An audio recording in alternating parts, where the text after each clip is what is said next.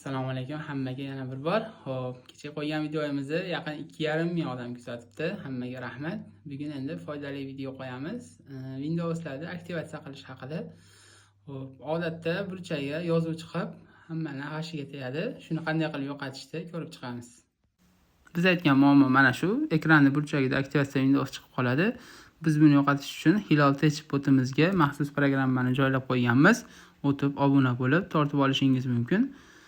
Tushunarli bo'lishi uchun biz ekranda tayyor qilib tortib qo'ygandik. Ochib ishlatib ko'ramiz. KSM Auto Plus degan bo'limini tanlaymiz va birinchida turgan aktivatsiya Windows bo'limidan 2 marta bosamiz, sichqonchani ishga tushadi. O'zidagi bor ключlarni birin-ketin qo'yib ko'radi. Mos kelgungacha 1-2 ta ashibga chiqsa hayron bo'lmaysiz, X qilib yuborasiz va o'zidagi mos tushadiganini to'g'rilab o'rnatadi.